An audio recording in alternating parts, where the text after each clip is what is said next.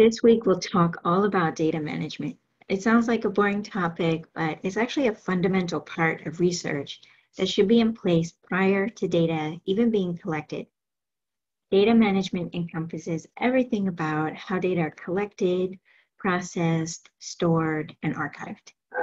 In this segment, we'll cover data collection on field sheets, how you would then transcribe that data to a digital form, how you would create metadata, and then how you would analyze that data using spreadsheets. So why data management? Why is it such a fundamental part of research? Well, data is essential to the process of science. So no data, there's no science. Even after an initial analysis is done and published, those data aren't done. Those data are essential to keep track of and archive. In 100 years, those data might be important to someone. There are a lot of physical threats to data storage, even if it's in the cloud. So 60% of US 18 to 29-year-olds were using online cloud storage services, and that was in 2017. That number is probably much higher today in 2020. There are also formatting issues when storing data. Many of you may not even recognize these as floppy disks. The floppy disks that still run the US nuclear weapon systems are even larger and older than the ones that you see here. So technology is constantly evolving, rendering certain forms of data storage obsolete. Data management is also important for replication. There can be changes in lab personnel, and the method section that's suitable for publication might not be adequate for replication.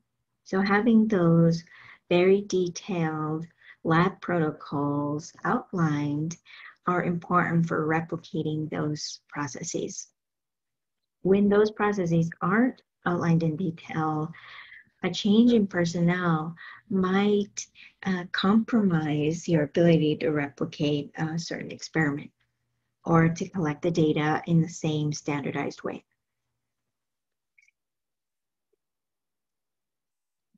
So how is data management done? How do we go from field collection to data sheets to a data file and its metadata? Data collection can occur in the field, in the lab, or data can be collected from other papers or online data repositories.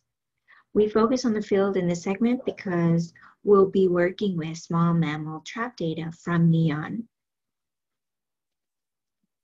Data sheets are often used to collect data in the field, and they define the content of the data to be collected.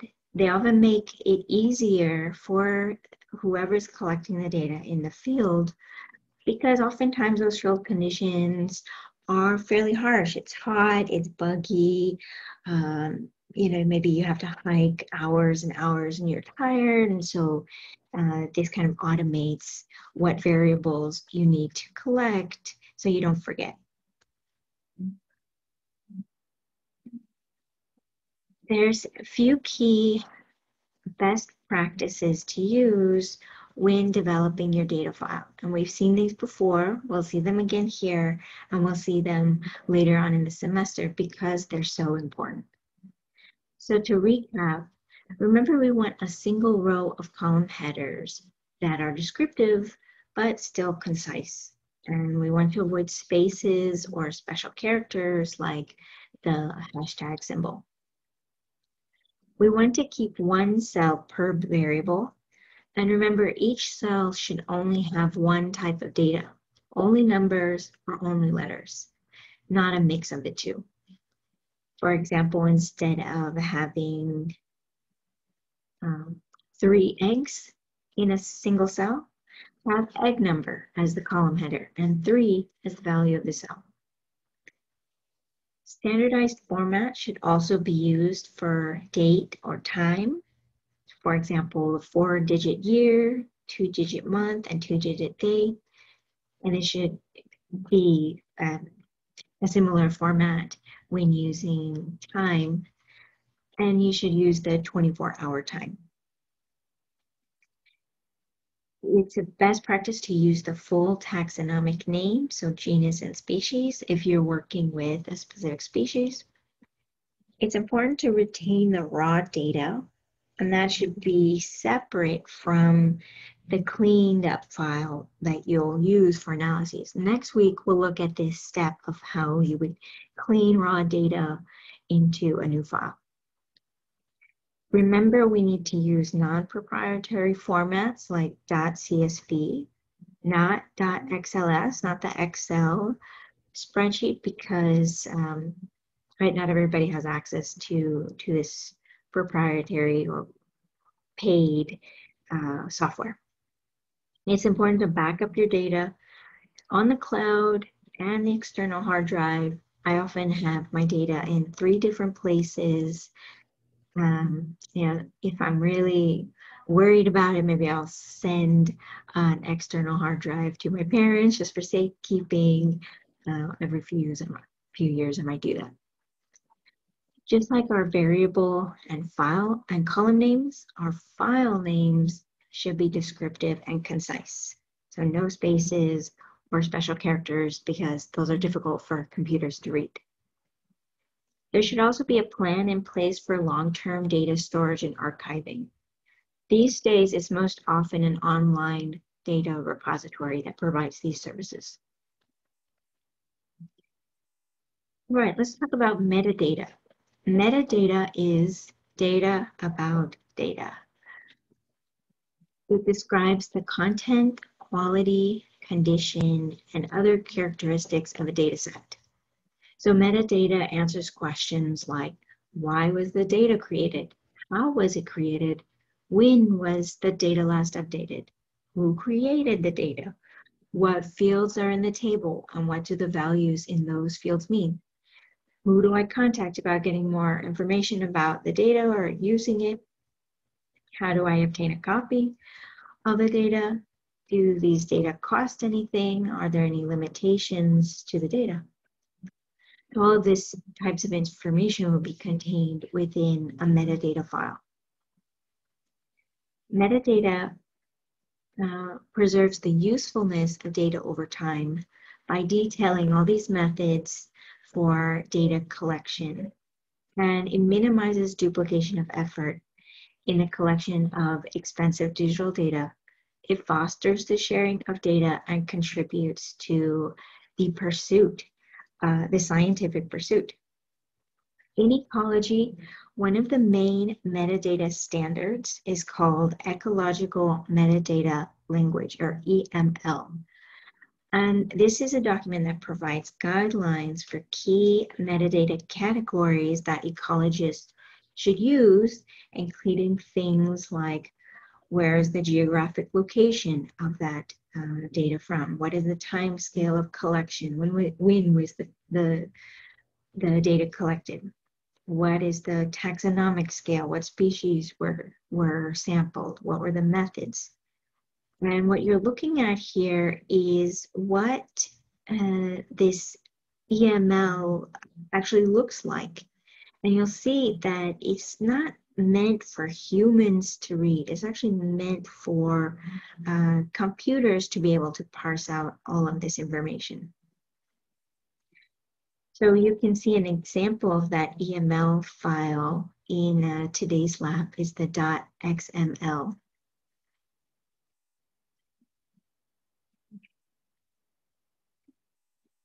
This week's lab will be using data from NEON. We've been working with NEON for a few weeks now. So to recap, NEON is an ecological observatory funded by NSF to provide free and open data on the drivers of and responses to ecological change across the United States. We've explored their data portal, where you chose a data product and site that you were interested in. And today we'll see an example of how you might use that data. later on this semester, we'll start thinking about the kinds of questions that we can ask using the data set that you picked out. The reading material for this week included 2 videos on how small mammals are trapped. And it's not exactly how Neon conducts their trapping, but it at least gives you a good sense of why small mammal trapping is done and shows some of the general techniques. In the next screencast, I'll walk you through the exercise where we'll use Neon's small mammal data to estimate abundance using what's called a Lincoln-Peterson equation. Don't be intimidated by math. You can break this equation down. What this equation says is that if you know at least 3 variables, you can calculate the 4th based on the values of those 3 variables. What this equation says is that the ratio here between the number of individuals captured and marked in the first sampling event divided by the total population size is equal to the ratio of the number of individuals in the second sampling event divided by how many individuals in the second event were caught and marked from the first sampling event. So basically, how many individuals were recaptured. There's a few key assumptions of this equation, like individuals are randomly distributed between captures. Basically, that means that individuals are not huddled together in a single burrow. This is that there's no change in the population, so no births, deaths, no new individuals coming in, no individuals leaving. And that marking individuals does not impact the likelihood of being captured. You can imagine scenarios where these assumptions are not true, but in general, this equation is the best approximation of population size. If you know these other 3 variables, if you have the values of these other 3 variables, then you can calculate population size without having to sample all of the individuals in the population, which could be hundreds or thousands. So in this week's lab, I'm going to break it down to smaller, more manageable, and actionable tasks. The first thing you should do is download the lab materials. That includes all of the spreadsheets that we'll be using. Take some time to look at the documents and understand what you're looking at. Watch the tutorial once to understand what the different steps are, and then a second time so you can complete the exercise alongside the video. And then finally, upload and respond to the questions and discussion prompts.